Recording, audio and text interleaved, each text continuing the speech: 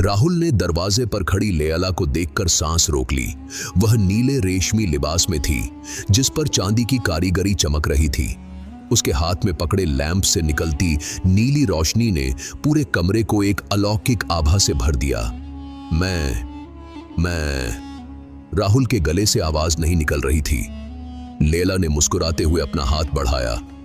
डरो मत, मैं तुम्हें कुछ अद्भुत दिखाना चाहती हूं।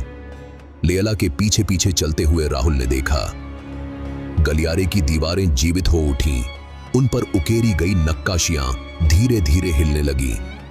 मोमबत्तियां अपने आप जल उठी, लेकिन उनकी लौ नीली थी। हवा में तैरती गुलाब की पंखुड़ियां जो उनके कदमों का मार्गदर्शन कर रही थीं। यहां लेला ने एक अदृश्य दरवाजे पर हाथ रखा जो अचानक प्रकट हो गया।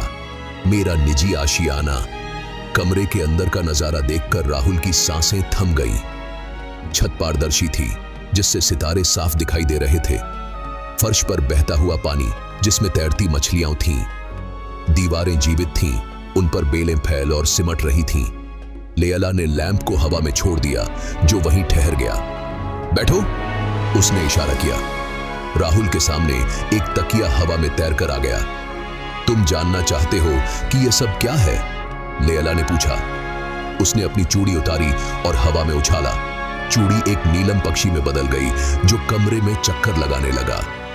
राहुल का मुंह खुला का खुला रह गया। लेला गंभीर होकर बोली, हम चारों साधारण मानव नहीं हैं, हम जिन्नात की संतानें हैं। लेला ने हवा में हाथ घुमाया और एक दृश्य प्रकट हुआ।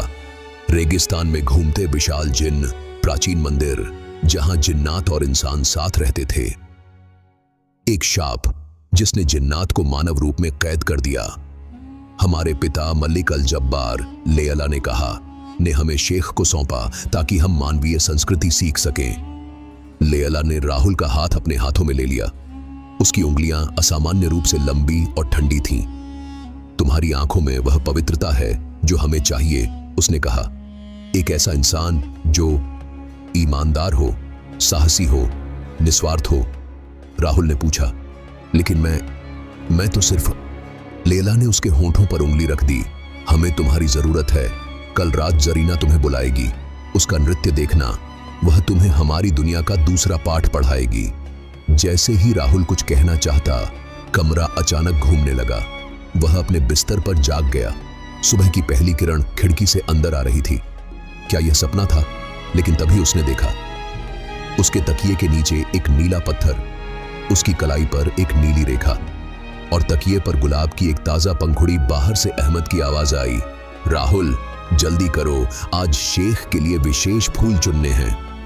राहुल ने नीले पत्थर को अपनी मुट्ठी में भींच लिया। वह जानता था कि अब उसकी जिंदगी पहले जैसी नहीं रही और यह तो सिर्फ शुरुआत थी। दोस्तों, यह कहानी का तीसरा अध्याय था। अगर यह वीडियो आपको पसंद आई हो तो वीडियो को लाइक करें और शेयर जरूर करें। इस कहानी का अगला अध्याय देखने के लिए चैनल को सब्सक्राइब कर लें।